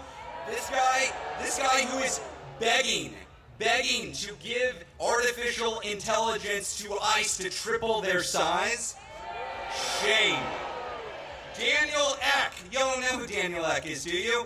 The CEO of Spotify, which right now is robbing from musicians and running ads to recruit for a secret police force that terrorizes our communities. Mark Zuckerberg, end of story. Need I say more? But we're not just booing, y'all. We're not just booing, we're organizing. This is a movement of everyone in this country who is taking a side. We are taking a side. It is a time to choose that side. Are you on the side of the MAGA forces, of the Nazis, of the billionaires? Hell no. So I ask, businesses, universities, churches, which side are you on? We're on the people's side. Which side? Look, nobody on this stage has told you there's no need to have fear. We see what this regime is doing. We see them rallying their sabers. We see them sending troops into communities. We see them zip-tying children and dragging them out of apartments. We see this. This movement, the 200,000 of us here, this movement is not a fearless movement. It's better than that. It's a brave movement. The other side wants to suppress dissent, chill free speech, and come after their opponents. We're not here because we're fearless. We're here because we're better than fear. We're braver than billionaires, and we're bigger than ever before. We're going to win this, y'all, because we believe, as all Americans believe, we don't do kings here. How many kings? No. How many kings? No. Now, we had a little bit of extra time in the program, and a guy in Vermont with some ideas about this wanted to come up. So let's have him out.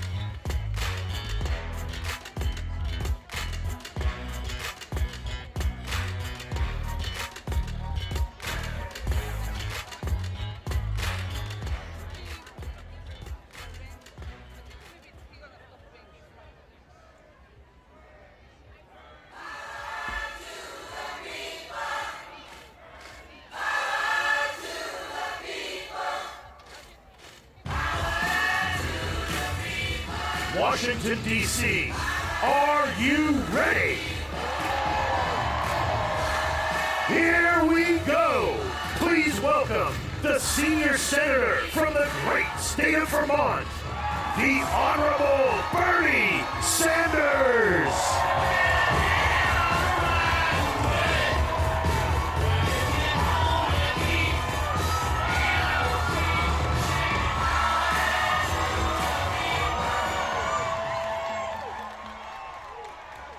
Thank you, Washington.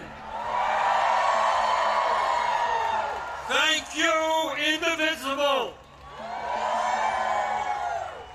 Thank you to the millions of Americans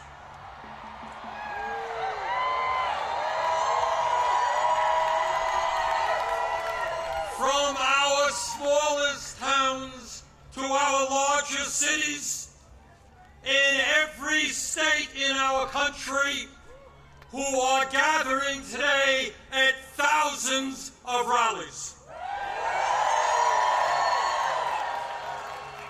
Mike Johnson, the Republican Speaker of the House, called these rallies Hate America events. Boy, does he have it wrong.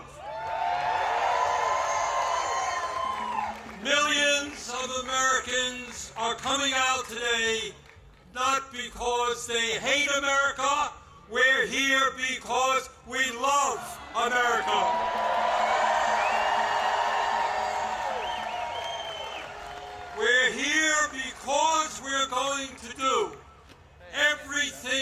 can to honor the sacrifices of millions of men and women who, over the last 250 years, fought and sometimes died to defend our democracy and our freedoms. In 1776, with extraordinary courage, the founders of our country announced to the world that they would no longer be ruled by the King of England. A king who had absolute power over their lives. They demanded freedom. And to bring that about, they fought a bloody war against the British Empire and the most powerful military in the world. Tens of thousands of Americans died in that 8-year war, but our forefathers fought on and they won.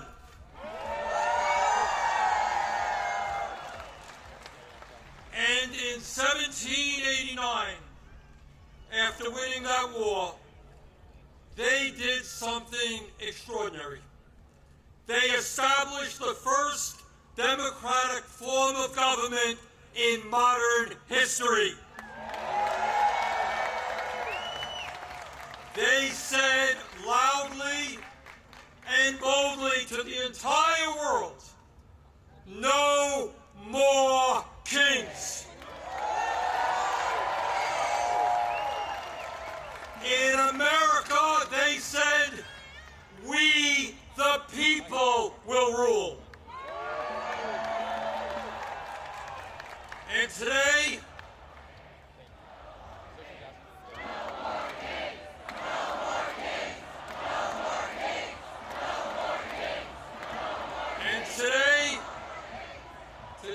in the year 2025, in this dangerous moment in American history, our message is exactly the same. No, President Trump, we don't want you or any other king to rule us. Thank you very much, but we will maintain our democratic form of society. We will not move toward authoritarianism in America. We, the people, will rule.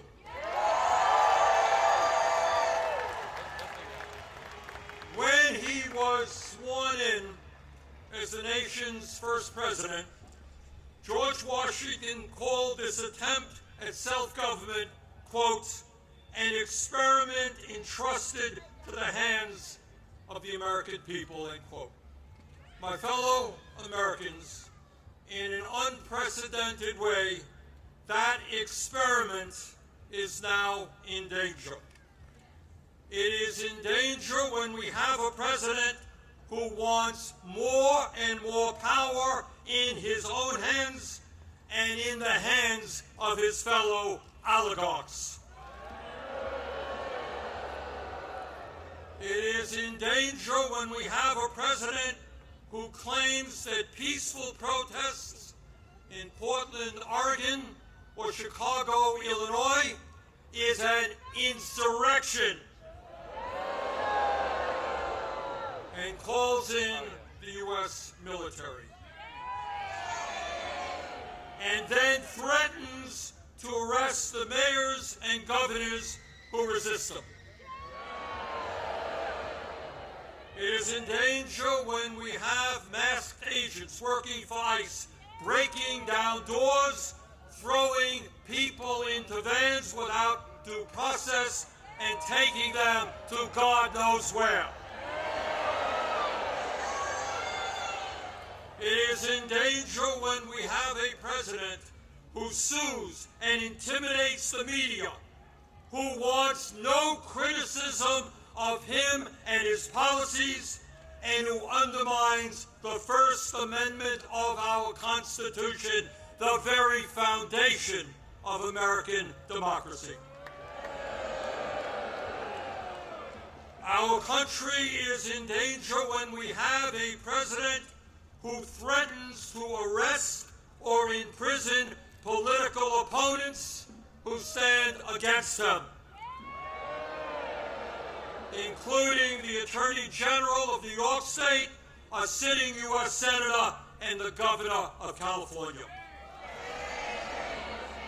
It is in danger when we have a president who undermines freedom of thought and dissent at our colleges and universities,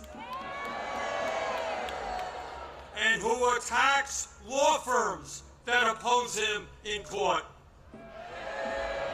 It is in danger when we have a president who threatens to impeach judges who rule against him.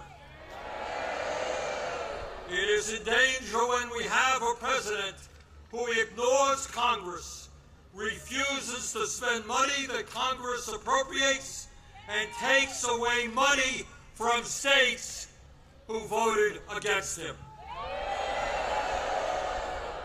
It is in danger when we have a president who demands that states redraw congressional maps to ensure that his chosen candidates win future elections.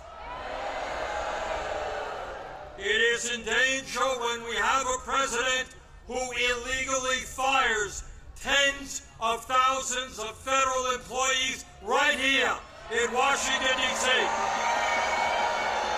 and throughout our country, and rips up union contracts that workers have fought for and won. It is in danger when we have a president who grossly violates the Constitution by accepting gifts from foreign leaders, including a $400 million plane from the royal family of Qatar, and then allows that family to build an Air Force facility in Idaho. Let us be clear. This moment is not just about one man's greed, one man's corruption, or one man's contempt for the Constitution. This is about a handful of the wealthiest people on earth who, in their insatiable greed, have hijacked our economy and our political system in order to enrich themselves at the expense of working families throughout this country. Yes, yeah, I am talking about Elon Musk, Jeff Bezos, Mark Zuckerberg, and the other multi-billionaires who were sitting right behind Trump when he was inaugurated. Remember that? The very same billionaires who funded his campaign, who have bestowed gifts upon him, and who have seen huge increases in their wealth and power since Trump took office. Yeah, yes, I am talking about the insanity of one person, Mr. Musk, owning more wealth than the bottom 52% of American households. I'm talking about the incredible injustice of the top 1% in America now owning more wealth than the bottom 93%. I'm talking about the richest people in America becoming much, much richer, while 60% of our people live paycheck to paycheck, struggling every day to pay their rent and mortgages, pay for child care and education, pay for their health care and prescription drugs, afford decent quality food for their kids, and maybe, just maybe, put aside a few bucks for their retirements. I am talking about our nation, the richest country in the history of the world, having the highest rate of childhood and senior poverty of almost any major country on earth. I am talking about our great nation, having 85 million Americans uninsured or underinsured, and 800,000 people who are homeless, including people a few blocks from here. All the while Mr. Musk is on his way to becoming a trillionaire. I am talking about the incredible danger of the richest people in this country pouring hundreds of billions of dollars into artificial intelligence and robotics, which in the next decade will decimate tens of millions of jobs for the American working class. I'm talking about a billionaire class who believe that they have the divine right to rule, and who not only want massive tax breaks for themselves, but who reject any form of accountability or checks on their power. My fellow Americans, we rejected the divine right of kings in the 1770s. We will not accept the divine right of oligarchs today.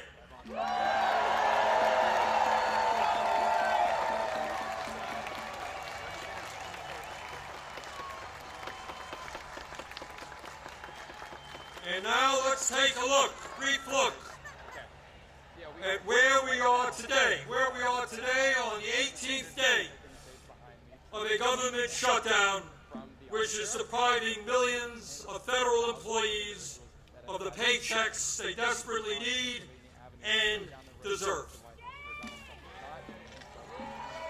Let me cut to the chase and tell you exactly what this shutdown is all about. As a result of Trump's big, beautiful, disgraceful bill, which made massive cuts to Medicaid and the Affordable Care Act, 15 million low-income and working-class Americans are going to lose the health care they desperately need to stay alive. My friends, studies suggest that when you throw those 15 million people off of the health care they presently have, 50,000 of them will die unnecessarily every single year. 50,000 Americans will die unnecessarily every single year. But that's not all. As a result of that same terrible piece of legislation, over 20 million Americans are going to see on average a doubling of their health insurance premiums through the Affordable Care Act. In my state of Vermont just the other day, people received notices from insurance companies that their health care premiums in some cases would triple or quadruple. And that is going on all over the country. At a time when we already pay, by far, the highest prices in the world for health care, millions of Americans are going to see outrageous increases in their health care premiums, which they cannot afford. Why is that happening? Why are the Republicans making a broken healthcare system, a dysfunctional healthcare system, even worse? Why are they bringing our healthcare system to the verge of collapse? We all know the answer. We all know the answer. It was to give $1 trillion in tax breaks to Mr. Musk, Mr. Bezos, Mr. Zuckerberg, Mr. Ellison, and the rest of the 1%. $1 trillion in cuts to Medicaid, and the ACA $1 trillion in tax breaks for the 1%. That, my fellow Americans, is what this shutdown is all about. And let me be as clear as I can be. No, I will not vote for a budget that throws 15 million Americans off their health care.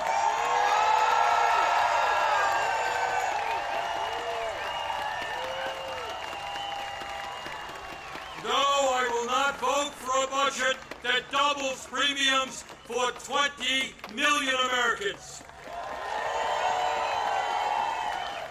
No, I will not vote for a budget that forces nursing homes, rural hospitals, community health centers to lay off staff and close their doors throughout this country. All to give huge tax breaks to the billionaire class. So today, right now, I say to my Republican colleagues, come back from your month-long vacation.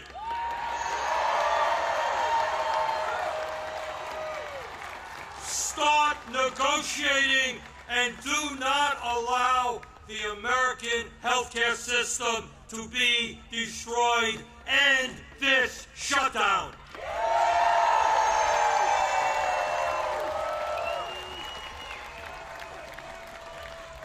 My fellow Americans, we are the greatest country in the history of the world. And when we stand together and don't allow demagogues to divide us up, there is nothing that we cannot accomplish. Yes, we can create a vibrant democracy by ending Citizens United and not allowing billionaires to buy elections. Yes, we can join the rest of the industrialized world and guarantee health care to every man, woman, and child as a human right. Yes, we can build millions of units of low-income and affordable housing and allow our younger generation to enjoy the American dream and own a home of their own. Yes, we can make public colleges and universities tuition-free and have the best child care and public school system in the entire world. Yes, we can expand Social Security so that every senior in our country can retire with dignity. Yes, we can raise the minimum wage to a living wage and guarantee every worker the right to join a union. Yes, we can lead the world in transforming our energy system away from fossil fuels and create millions of good jobs as we save the planet. Yes, we can guarantee that every woman in this country has the right to control her own body.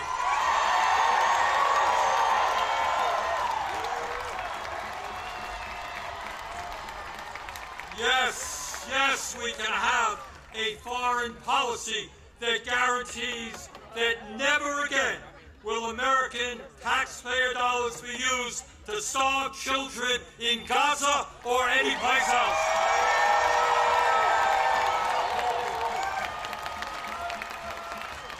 And now let me raise a question that I've been asked over and over again. You know, Bernie, great ideas, but how are you going to pay for them? Great question. Thanks for asking. And here is the answer. At a time when the wealthiest people in America have never, ever had it so good. At a time when billionaires are paying an effective tax rate lower than a truck driver or a nurse.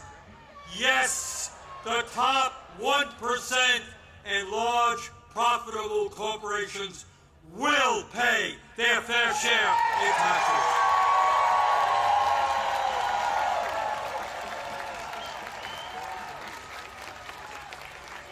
My fellow Americans, the establishment, including the corporate media and many of my colleagues in Congress, want you to believe that you are powerless.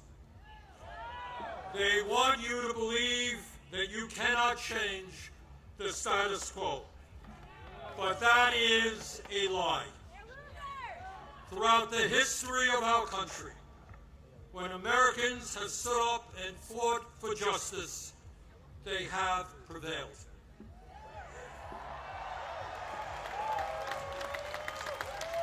When the founders stood up to King George, they were told it was impossible, but they won.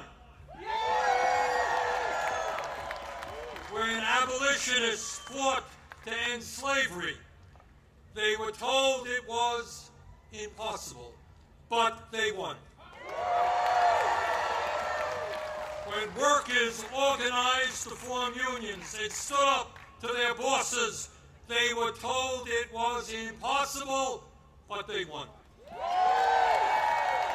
When women demanded the right to vote, they were told it was impossible, but they won. When black Americans fought to end segregation, they were told it was impossible, but they won. When the LGBT community stood up for their rights, they were told it was impossible, but they won. Brothers and sisters, they did it then, we can and will do it now. And how do I know that we will succeed? Take a look at this huge crowd right here in our nation's capital. But it is not just here, as I understand it today, October 18th, 2025, there are more people out on the streets in more communities all over our country than we have ever seen in American history.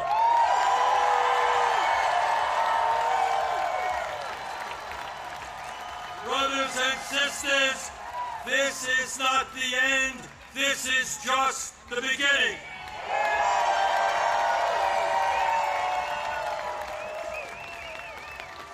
Together, when we stand united, when we don't allow Trump or anybody else to divide us up by the color of our skin or where we were born or our sexual orientation, when we stand together, we will create the kind of nation that you and I know we can become.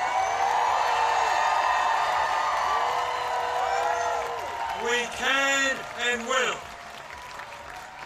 create a nation devoted to freedom, justice, and democracy. Thank you all very much.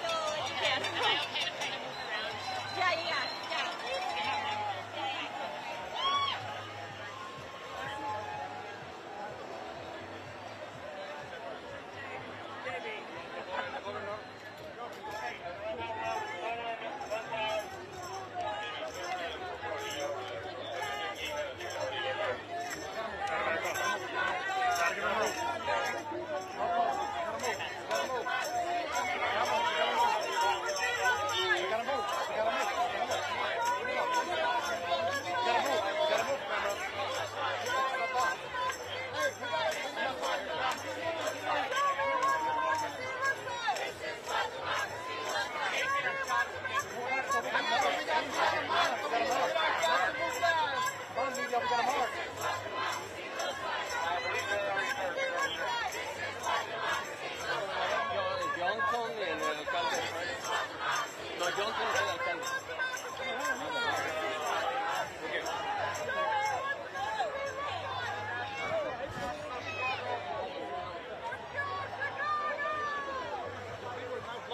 They're blocking us. We are back. But they're blocking us. Who's blocking you? Those people.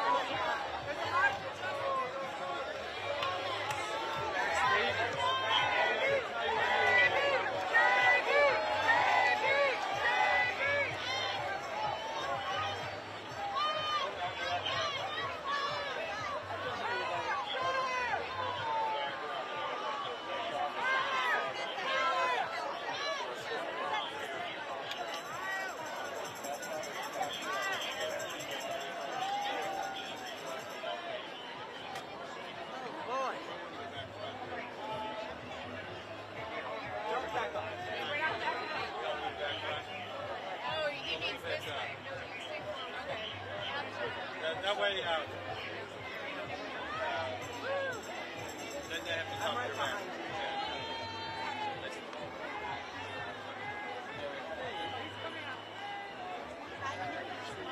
Just let him shoot a picture.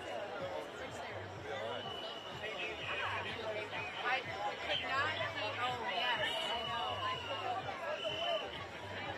That's right. And I keep forgetting to put the C in your last name when I spell it. I spelled your name. All right.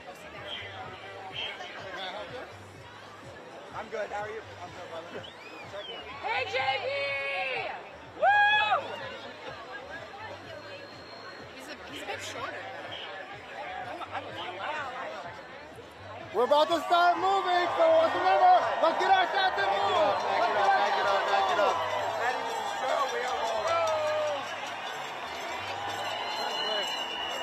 You good?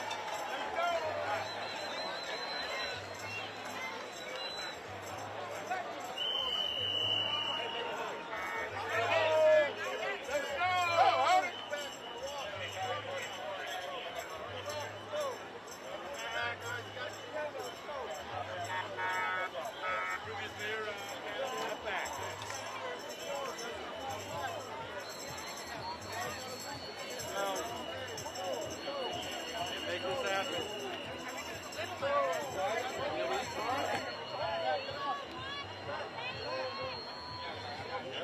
Here we go. Let's go. We need to step back.